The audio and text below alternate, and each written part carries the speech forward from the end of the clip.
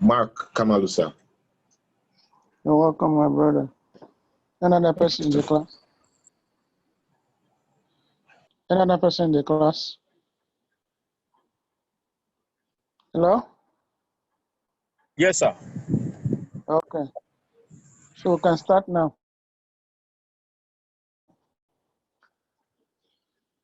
What we have today is sources of business finance.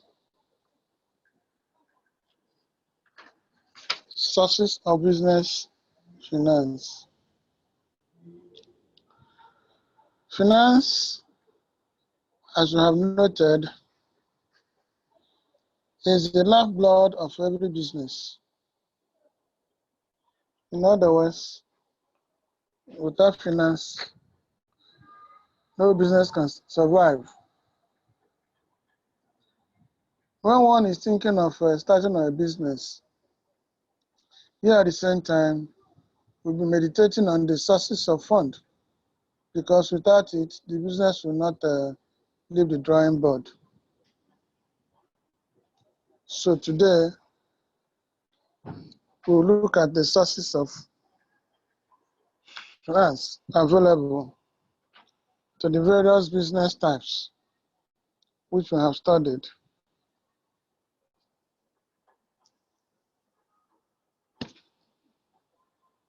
Basically, we have short-term sources.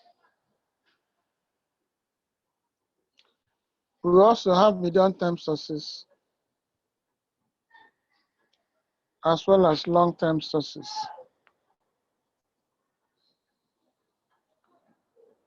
Today, we shall take them one by one. Maybe we're starting with the short-term sources. Short-term sources.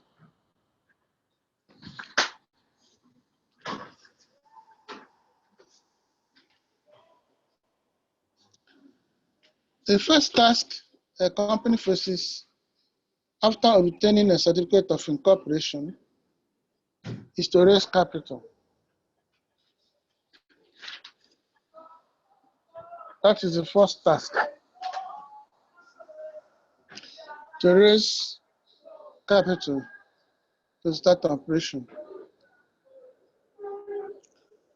Fund is needed to finance the purchase of fixed assets, e.g. land, building, plant, and equipment, furniture and fixed fittings, inventories of spare parts, finished goods, work in progress, and raw materials. It's also needed to hire human resources that will make the operation possible.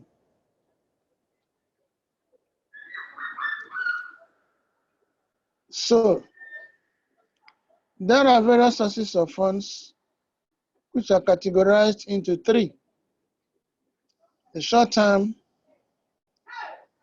the medium term, and the long term. The categorization depends on the maturity structure of the fund. Please note it. Maturity structure. The categorization depends on the maturity structure of the fund. Some authors prefer to divide them into internal sources and external sources. We shall attempt to examine the two views. Most vital to a firm's financial plan is the choice of the best sources of needed funds and the mix. Why? Because of the cost of each source. Every business wants to maximize profit, and no one would like to source funds in an outlet where the returns will be less than the cost. So in a bid to minimize costs, firms plan for the best sources and also the mix. The mix is in terms of borrowing, what we call debt capital, which you know attracts interest. That is fixed returns to the providers of capital, interest, whether you make profit or not.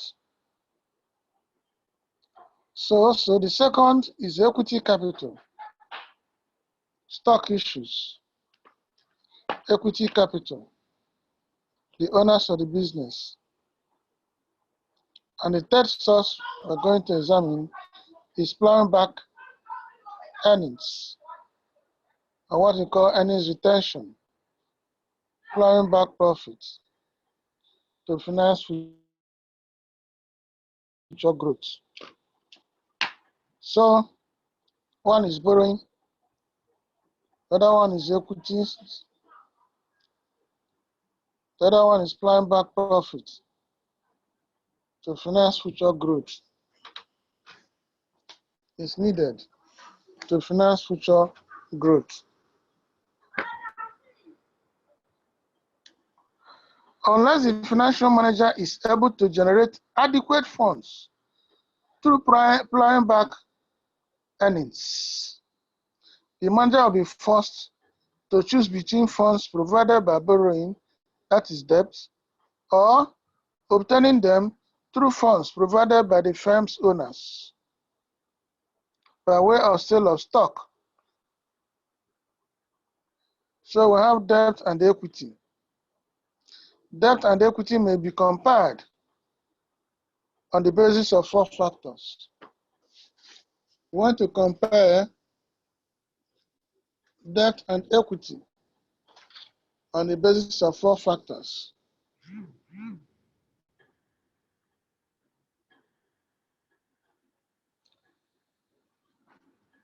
We want to compare debt and equity on the basis of 4 factors.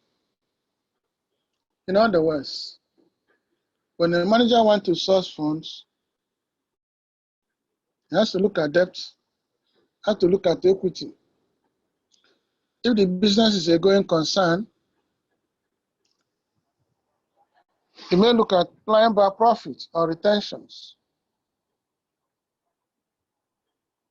We're only talking about plowing back profits when the business is a going concern. In other words, it has been in operation, has been generating funds, generating profits, which you know belongs to the shareholders or the owners of the firm. In terms of maturity, debt has a specific date when it must be repaid. Then equity has no maturity date. Debt has specific dates when it must be repaid. In other words, it has maturity date. Equity has no maturity date. So if you want to invest in fixed plants and other equipment and you need fund, you consider the maturity structure of the fund to know whether you need equity or debt. As we go on, we shall examine the circumstances under which debt is better and the circumstances under equity is better.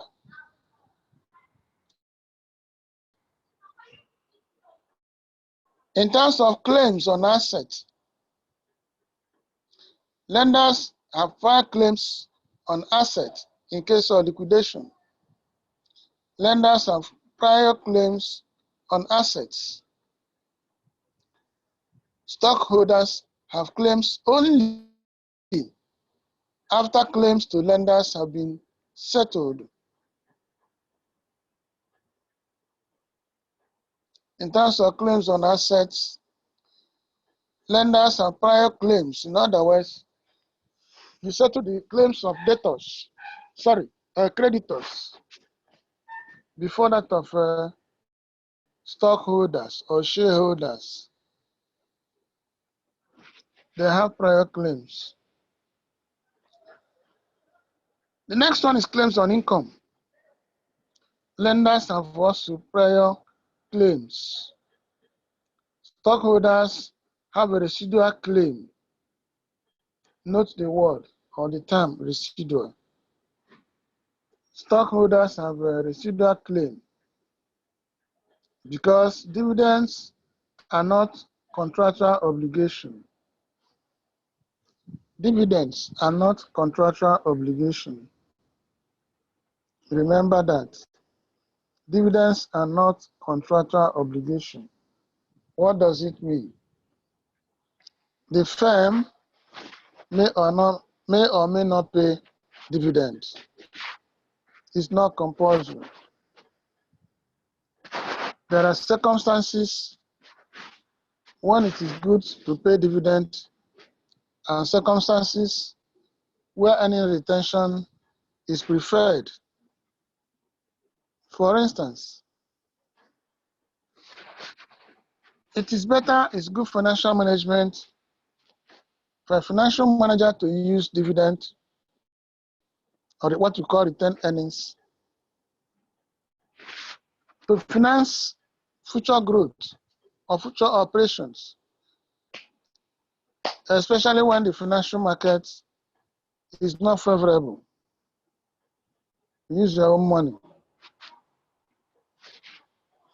We shall also look at circumstances that favor financing with retentions as we move on.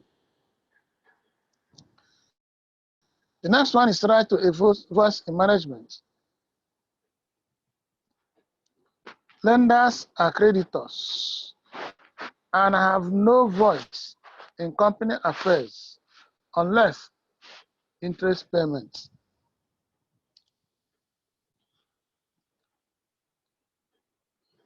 There are lenders, there are creditors, have no voice in company affairs unless interest payment.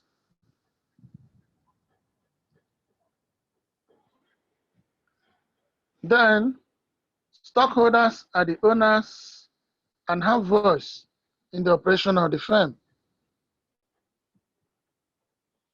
However, we shall also examine the circumstances where creditors will have voice in the management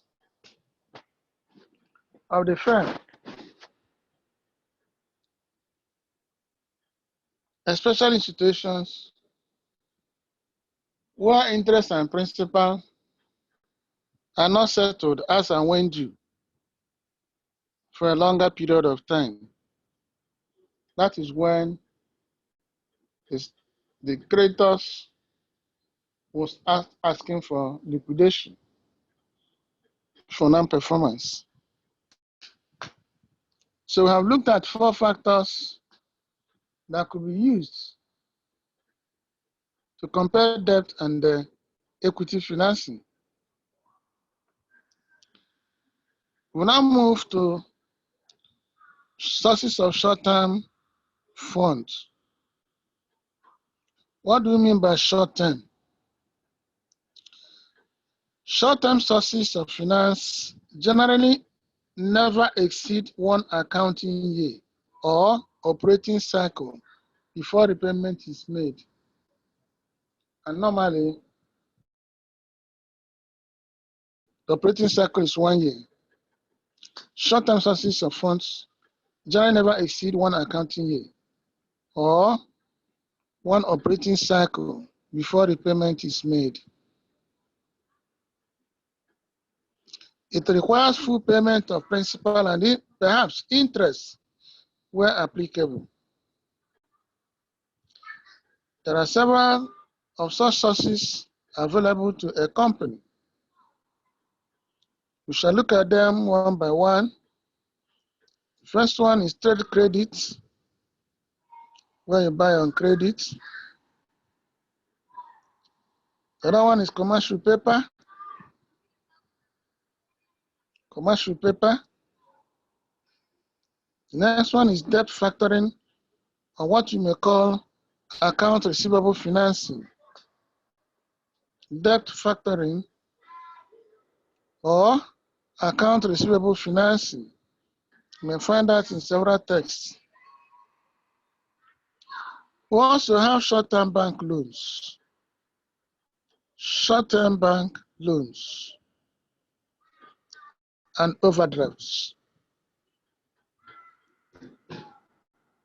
Then we have another one, customer advance payments. Customer advance payment. In other words, when you want to buy certain items, they ask you to make payment in advance. The producer normally uses the money to go into operation. It's a source of fund. Customer advance payment, short-term bank loans and overdraft.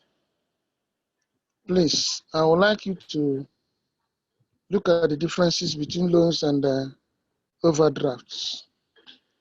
Look at the advantages and the disadvantages of it. Look at the advantages and disadvantages of each. Short-term bank loans and overdrafts. Short-term bank loans and overdrafts. These are sources of funds. Let's start with trade credit finance. Trade credit arises in a situation where a customer purchases items and promises to pay in future.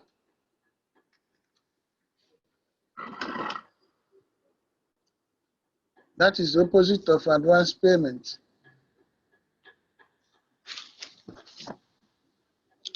Trade credit arises in a situation where a customer purchases items and promises to pay in future. Such promise may be oral or written. Such promise may be oral or written.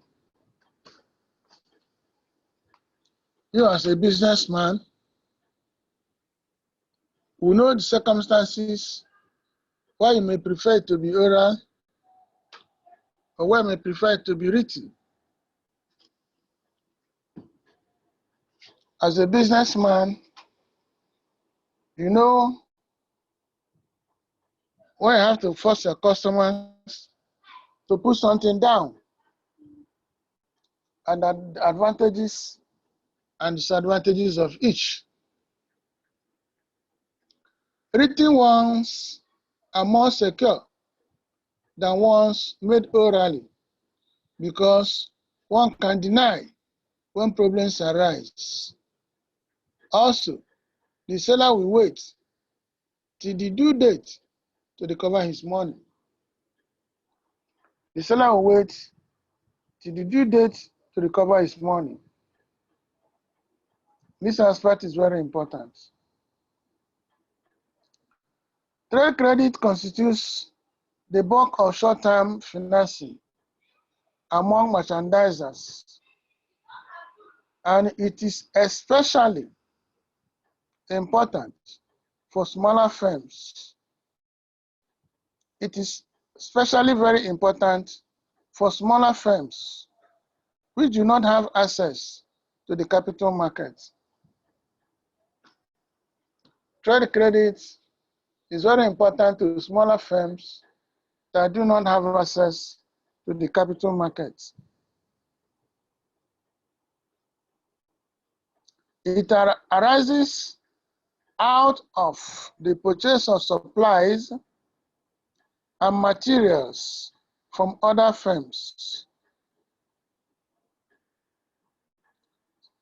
Such a purchase is recorded as accounts payable. If you purchase like that, it's account payable. If you are the one that sold, it's account receivable. You purchase, it's account payable. You have to pay in future. If you are the one that sold, it's account receivable. Trade credit is a spontaneous source of financing because it arises from ordinary business transactions. Please note that term. Trade credit is a spontaneous source of financing because it arises from ordinary business transactions. There are three types of trade credits that we are going to discuss. We are going to discuss three types of trade credit, and you are required to know them. One is open account. One is open account. This is an arrangement whereby the seller of the goods does the shipping to the buyer along with an invoice specifying the description of the goods, the price per unit, total amount due, and terms of sale, apart from the way bill, the invoice. It's an arrangement whereby the seller of the goods sends the good to the buyer with an invoice. I know the content of the invoice. The description of goods will be there, the price per unit, total amount due, and terms of sale. We shall look at terms of sale later. The buyer does not sign any formal document. The buyer does not sign any formal document evidencing the transaction. That is the sale and debts contracted. You just ship the goods along with the invoice.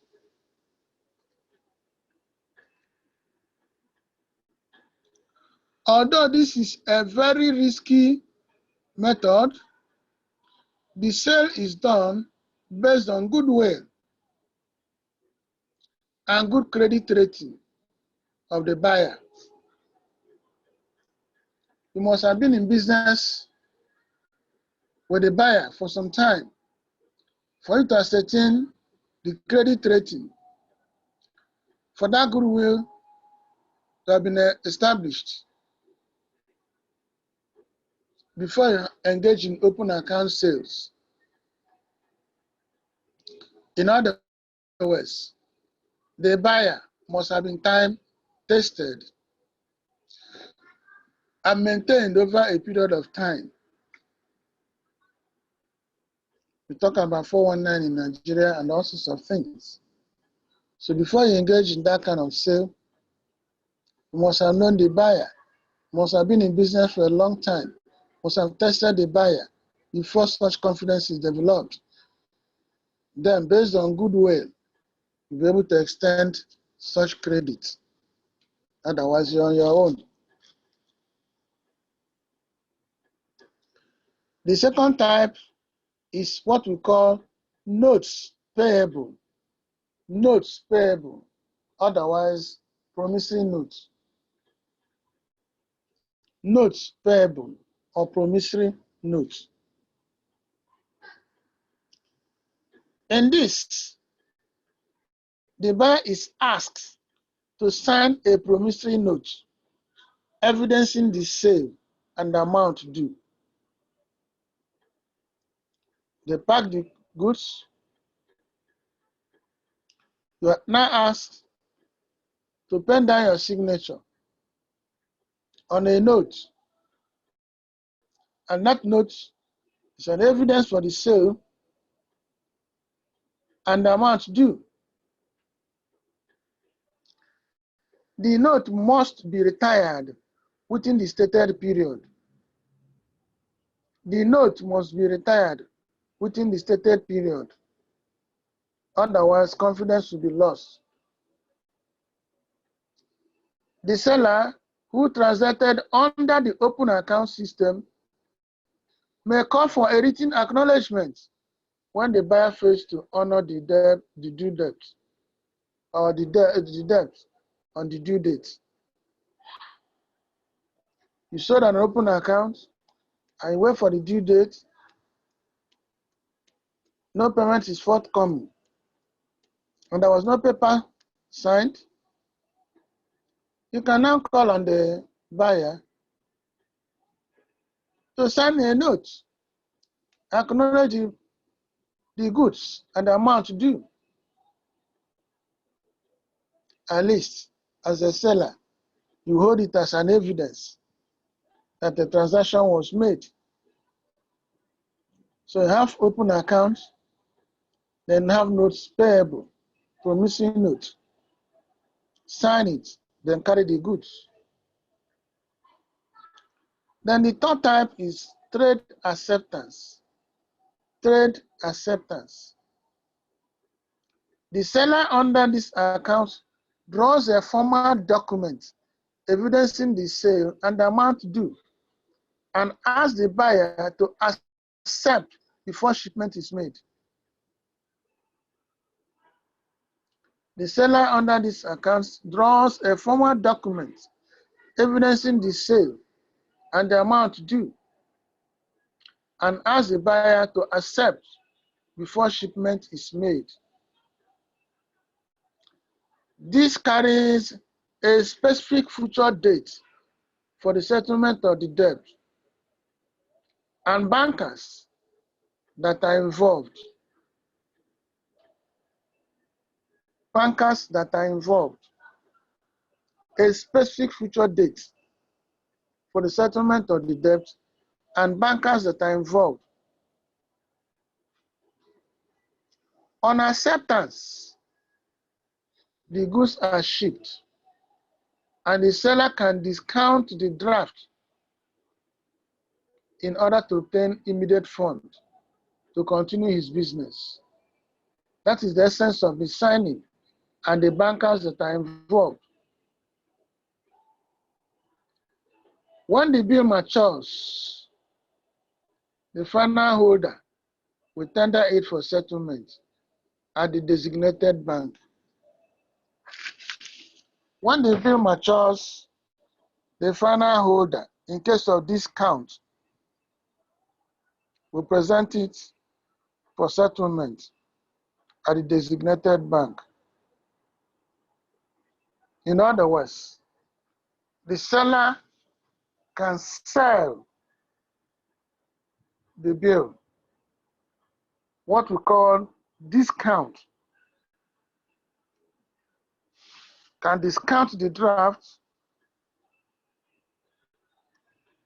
if immediate fund is needed to continue operation.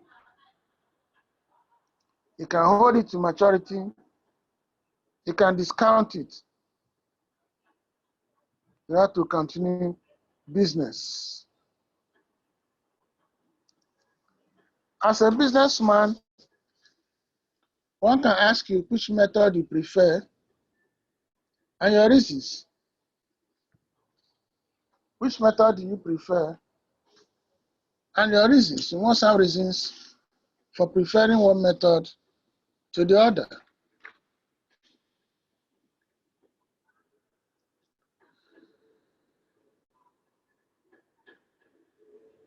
Then, we mention terms of sale. We want to look at what terms of sale stands for.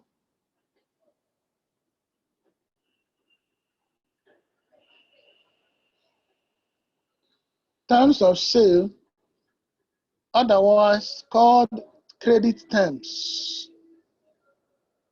credit periods, or credit length. Terms of sale covers credit terms, credit periods, or credit length. The credit terms describe the payment obligation of the buyer.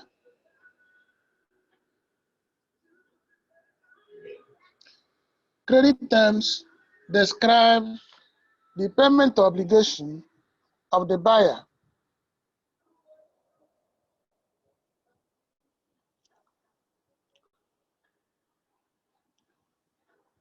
Credit terms are determined by many factors.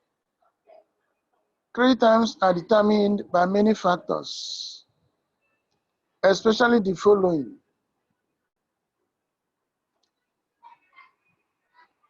Turnover.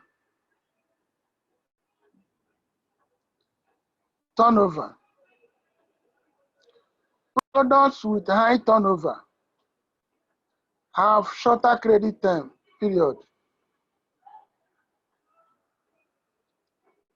Products with high turnover have shorter credit period.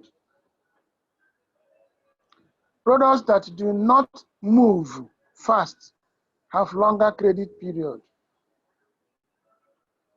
What are we saying here?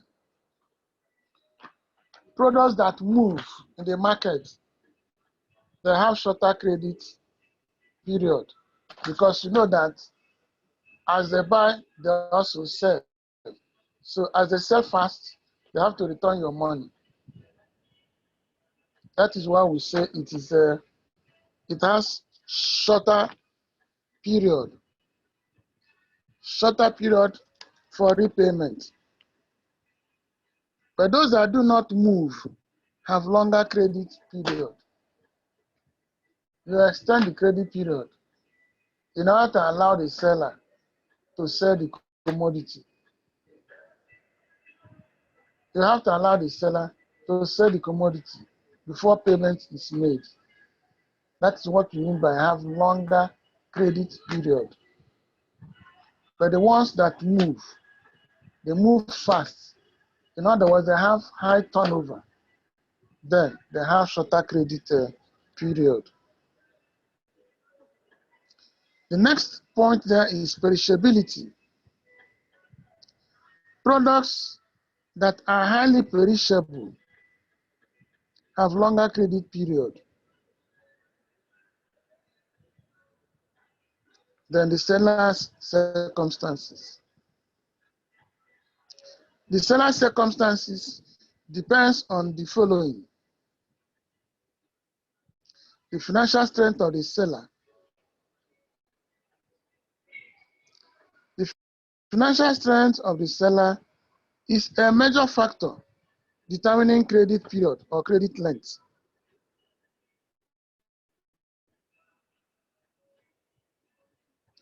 If a company is financially viable and strong,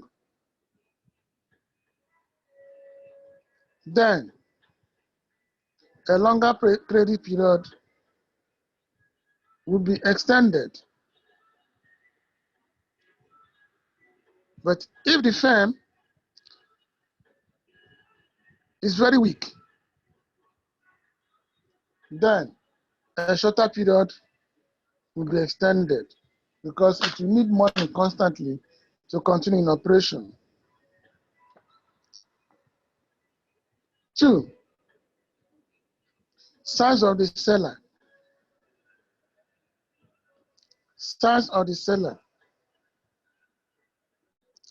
If the seller is a large firm with sound financial position or sound financial capacity, it will be in a position to extend the period. Smaller firms are normally weak financially and have lesser access to enough outside sources of funds to finance trade credit. In other words, it's shorter.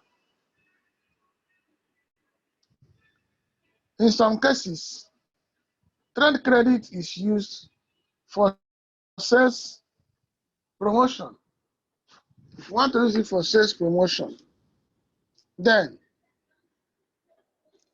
you apply it in such a way that the buyers will be comfortable. Most companies use the credit period to promote sales. Therefore, if the seller elects to increase sales, you can extend the credit period in order to attract and keep the customers. You can extend the credit period in order to attract and retain the customers. The next point under seller circumstance is the degree of excess capacity. The degree of excess capacity. If the selling company has excess capacity, please find out the meaning of the word excess capacity, unutilized capacity. If the selling company has excess capacity, it can extend its credit period in order to increase sales. Unutilized capacity. You can produce more using that capacity and make them available to buyers while extending the credit period. That is a way of utilizing the capacity.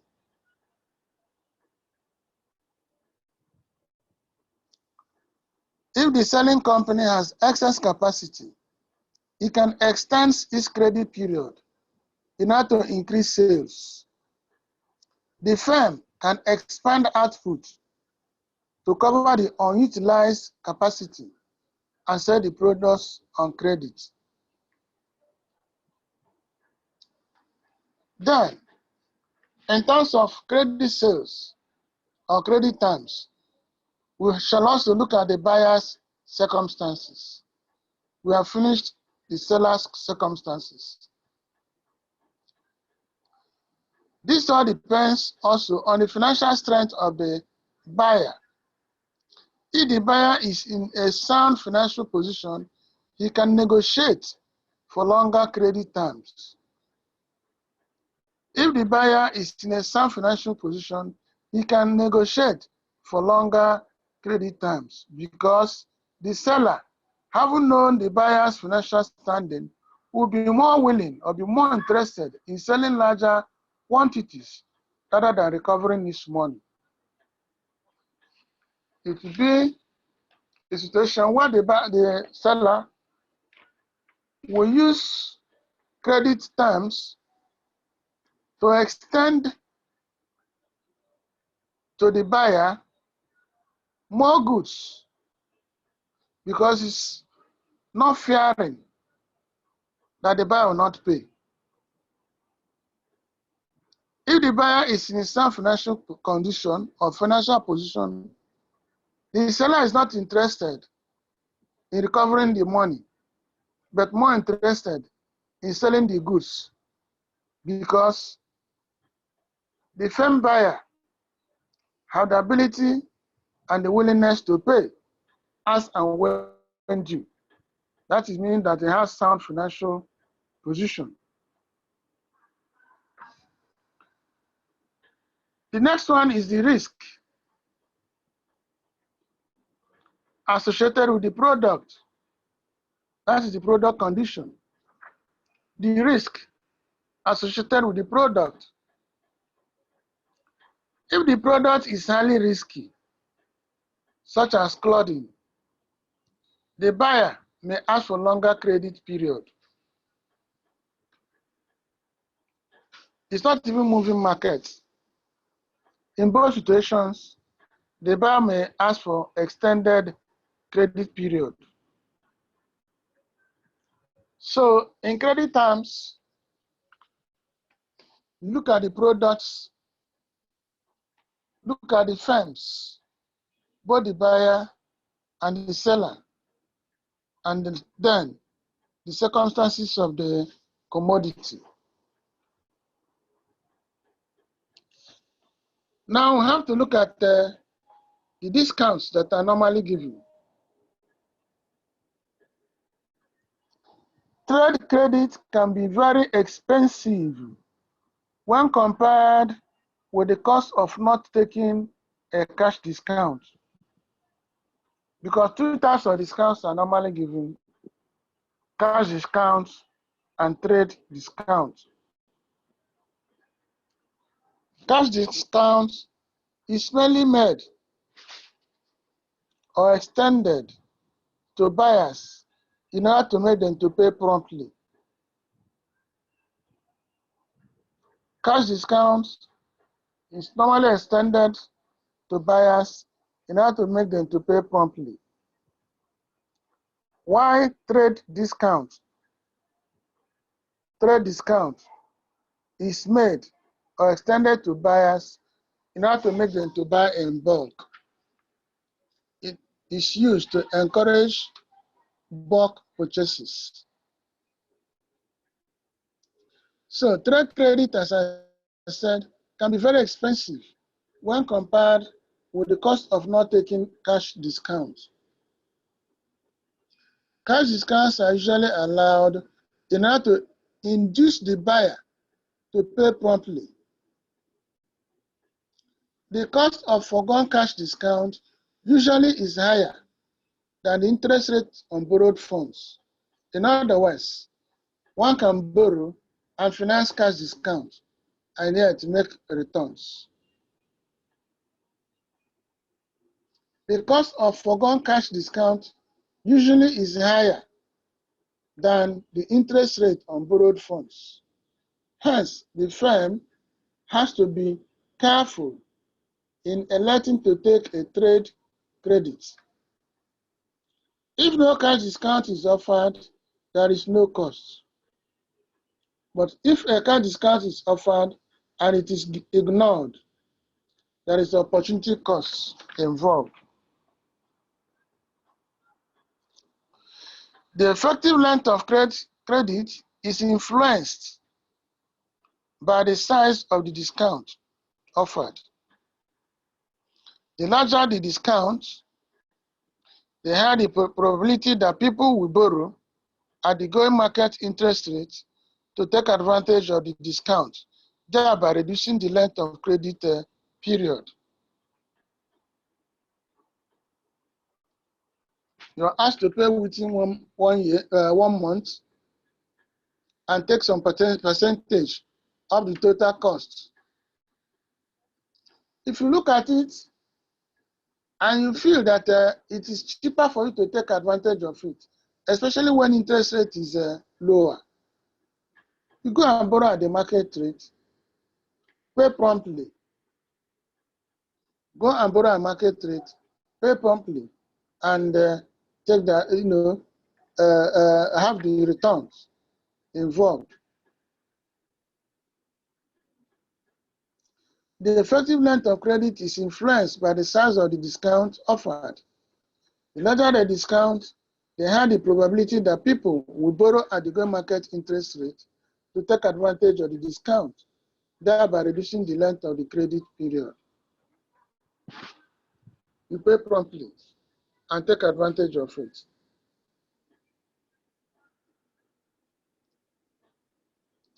The discount is normally higher than the market rates.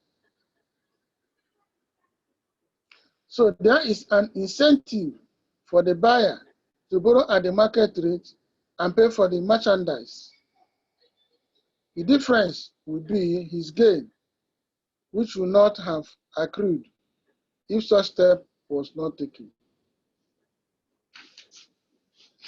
I hope you understand that. You can borrow and pay. Now,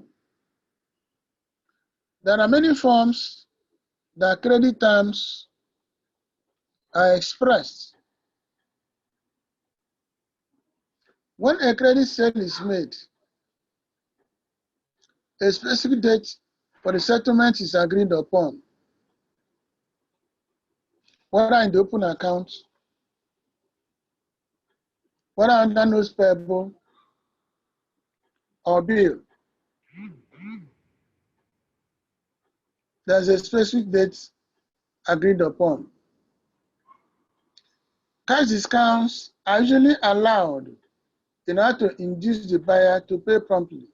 Therefore, if the buyer wants to take advantage of the discount, he should pay the debt during the early part of the next period.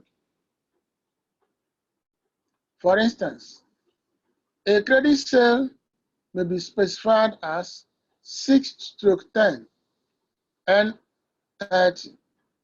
What is this saying? This means that the buyer is allowed 6% cash discount if he pays within 10 days of the purchase, 10 days from the date of purchase.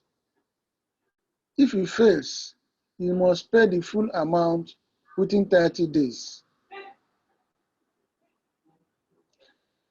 If a firm defaults in payment after the due date, it will suffer a loss on both its creditworthiness, which you know, and the cost of the cash discount forgone.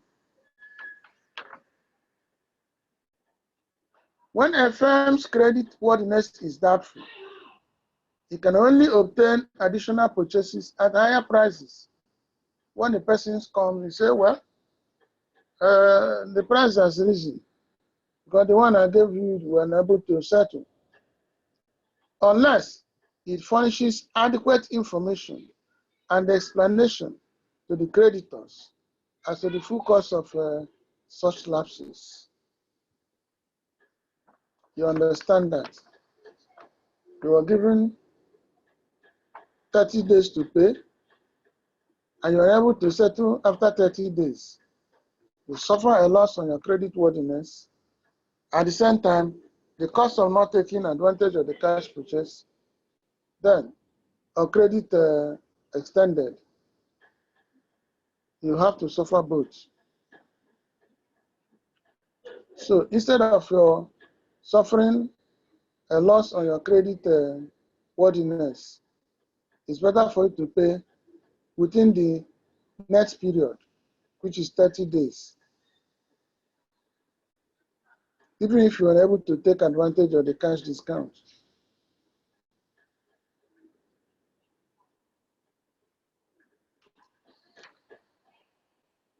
Then,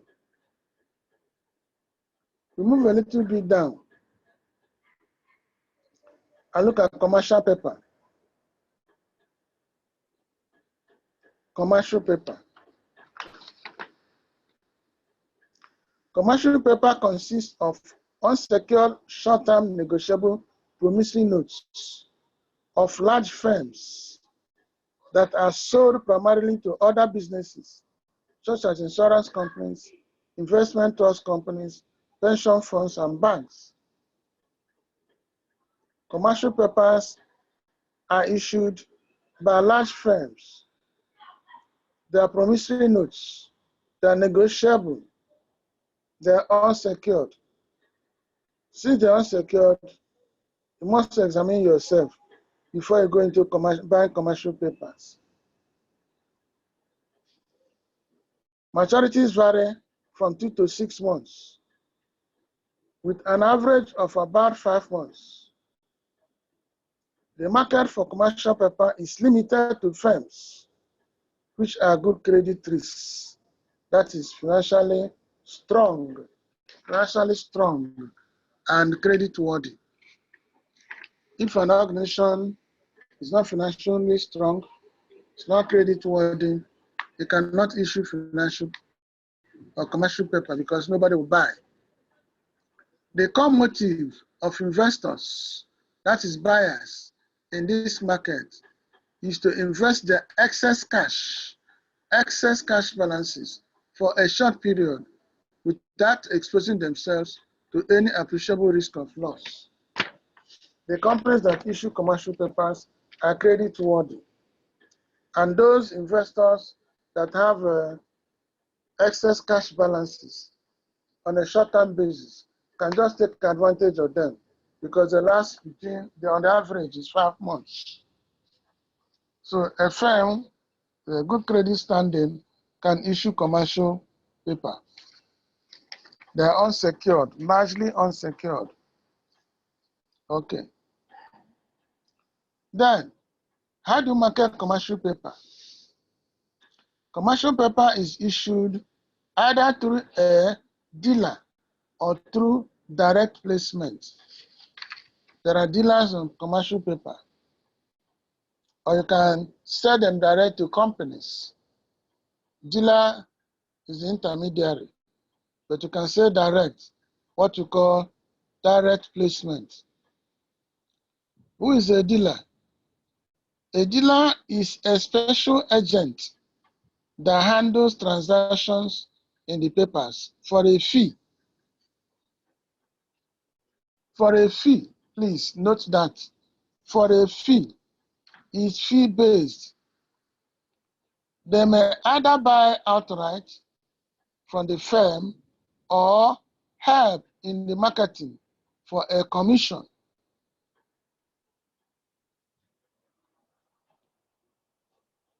It's both fee-based and commission-based. Marketing could be done by direct placement to the investors. Investors buy direct. The papers, ordinary papers, they buy direct from the issuers. Marketing could be done by direct placement to the investors. Acceptance houses use direct placement. Commercial papers are usually sold at a discount. Please note that if the face value is 100, they can sell at 80 or 90. Your return will be the difference when it matures. The difference between the purchase price and the sales value represents the investor's return. It is usually issued in multiples of round figures. Multiples of round figures. Advantages in the use of commercial paper. The cost is low. The effective interest rate is normally lower than the bank's prime rate. And that will make people to go and buy. Otherwise, they will not buy. Compensating balance is not usually required. The borrower avoids the inconveniences and the expense of financial arrangement that characterizes other sources.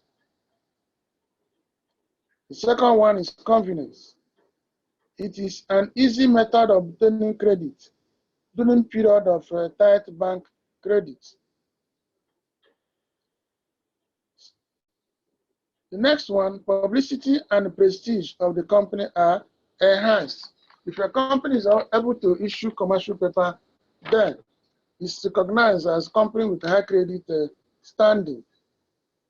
That means that it acquires more prestige. The fourth one is financial counseling, which is made available from commercial paper dealers. If a company wants to issue commercial papers, it has to meet dealers to avail themselves of the counseling available. The major disadvantages are the market is very impersonal. In other words, there is no established market. The market is very impersonal. Issuers cannot ask for the time extension for them to be able to redeem their papers if they are experiencing financial problems. The moment they sell the papers, a due date for maturity must be affixed. And since the market is impersonal, they cannot go and renegotiate for extension if the company is experiencing financial difficulties. The paper must be then redeemed as and when due, irrespective of the financial constraints of the issuer. The amount of funds available is limited to the excess liquidity of the main suppliers of funds at a particular time. So in the issue, I will not be able to sell all of them. If I may issue, I will not be able to sell all of them. So only in case of direct placement. Let's look at short-term financing by commercial banks. Short-term financing by commercial banks. Short-term financing by commercial banks, and we'll stop. A short-term bank loan is a business loan from a commercial bank that will be repaid within 1 year. Short-term bank loan will be repaid within 1 year. Borrowing from deposit money banks is another source of short-term fund. Lending, as you know, guarantees profit to the commercial banks, and therefore businesses that have need for working capital, note, working capital, and all other short-term needs go to deposit money banks and negotiate for loans. Commercial banks receive money through customers' deposits into checking accounts, savings accounts, fixed deposit accounts, and lend them to individuals as consumer loans, to businesses as commercial loans, and to government by buying government securities. Firms usually turn to banks for short-term credit whenever it cannot be met by trade credit or internally generated funds.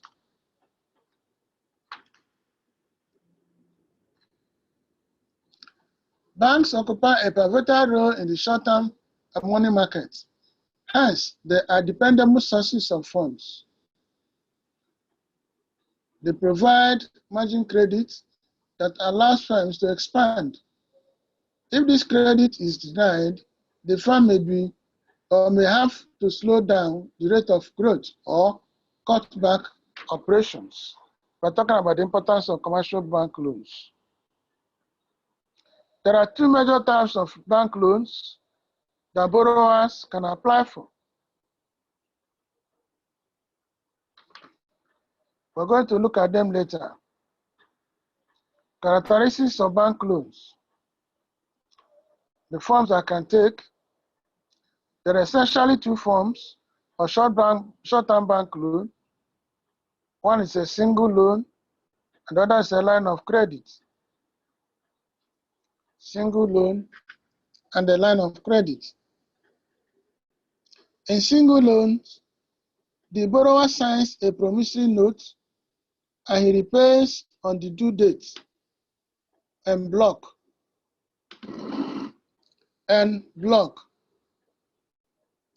Although the loan may be renewed, each renewal is taken as a separate loan. It may be renewed, but is taken as a separate loan agreement. And in terms of single loan, borrowers that have infrequent need for bank loans mostly use this single loan. If you have infrequent need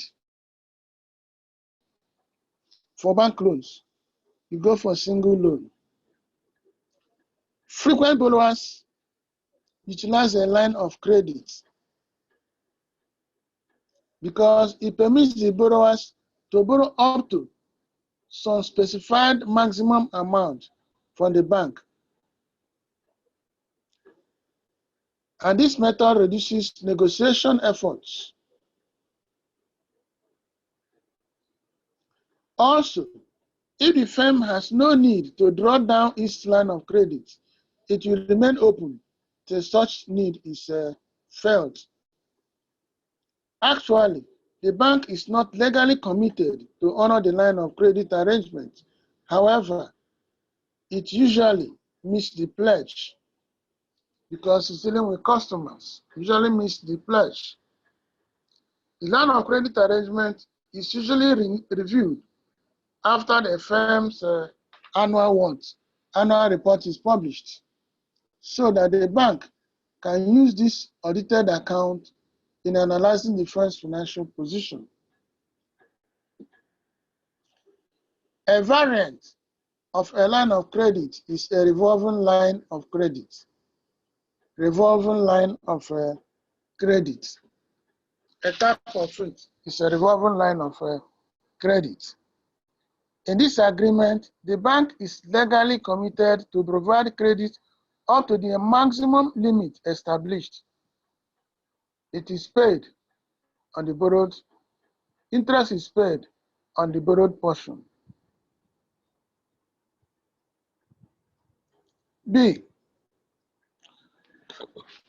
Most short-term bank loans are many in number, but significantly small in naira volume when compared with total assets.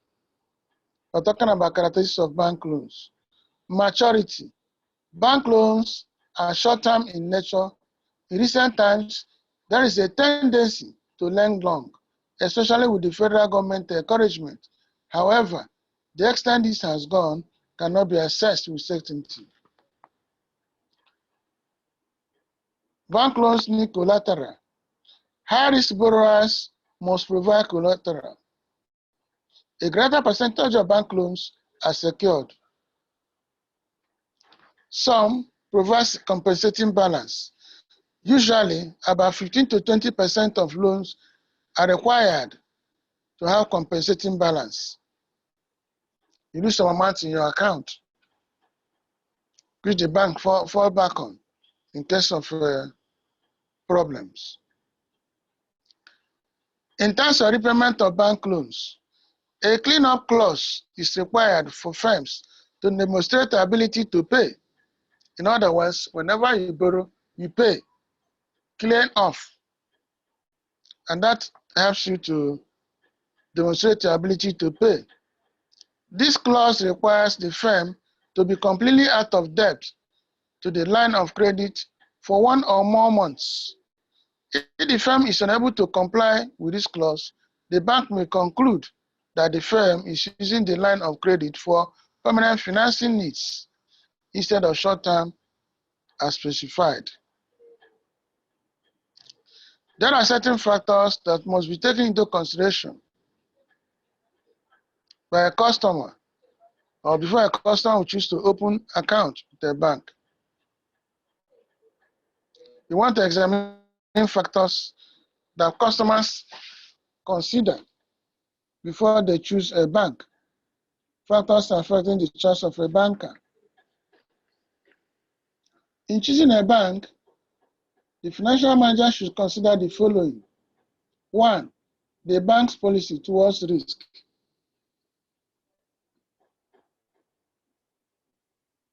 The bank's policy towards risk.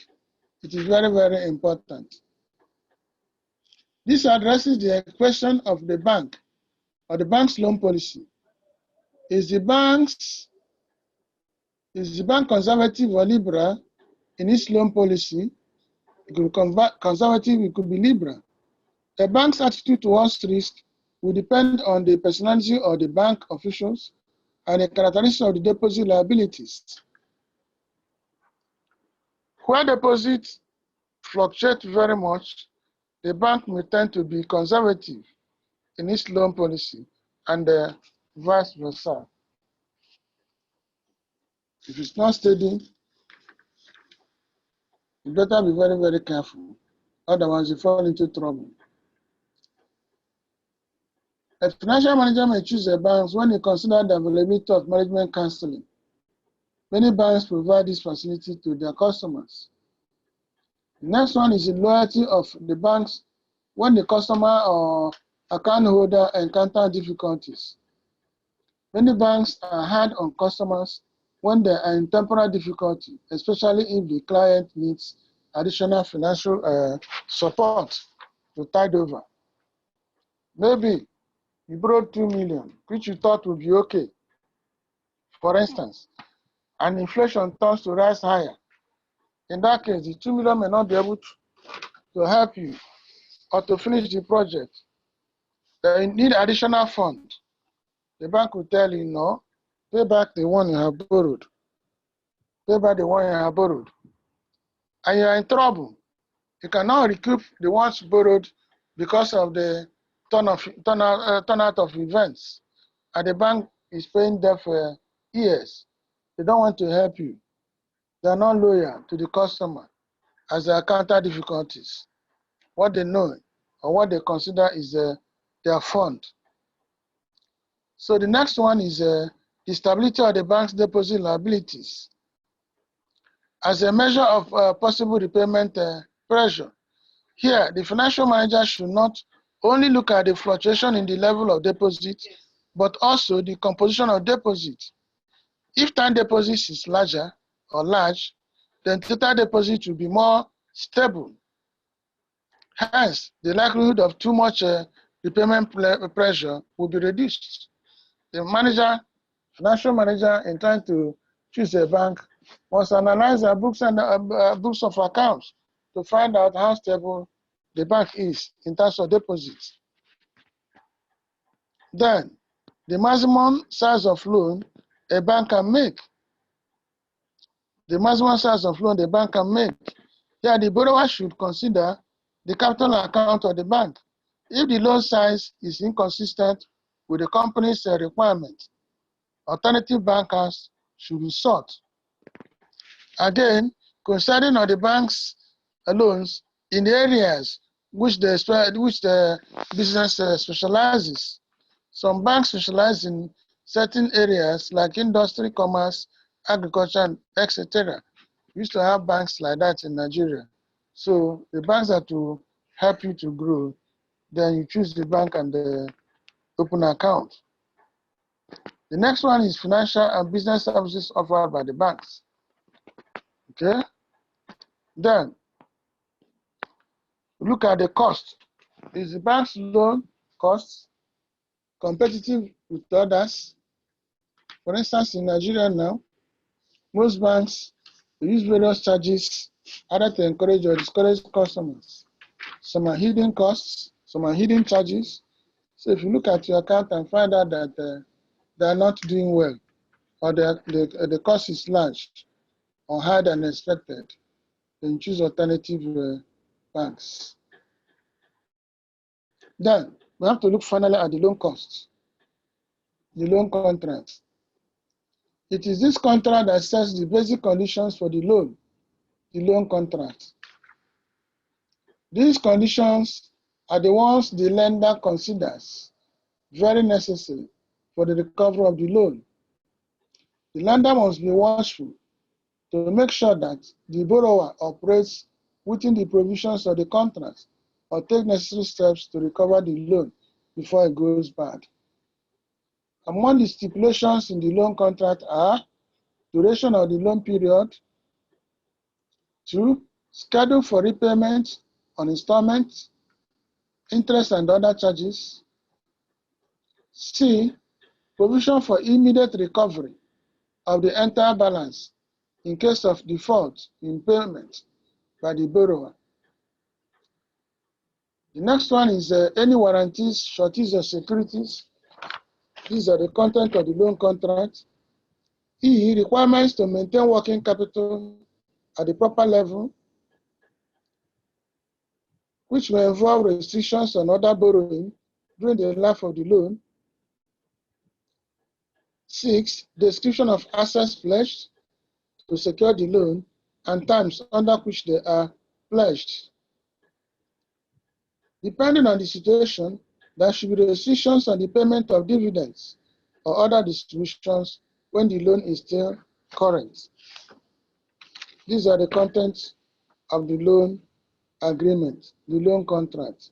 You must find out the duration, that's the loan period, schedule for repayment, interest on principals and other charges, provisions for immediate recovery of the entire balance in case of default, any warranties or sureties or securities that are used as collateral must be specified, Then the requirements to maintain working capital at a proper level is also there, or even to restrict further borrowing when the loan is still on.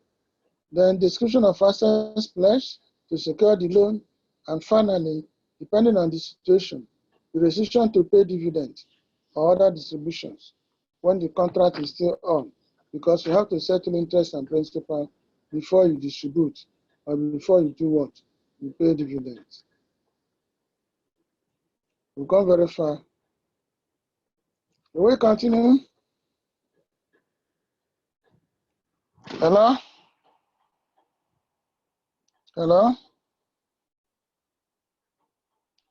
Are you following? Yes, sir. I think it's better for us to stop here today, so that next time we pick up account receivable financing. Hello? Okay, Yes, sir. It's better that way. It's better that way. Next time we pick account receivable financing. Thank you very much. Thank you, sir. Thank you, sir. Thank you, sir. Thank you.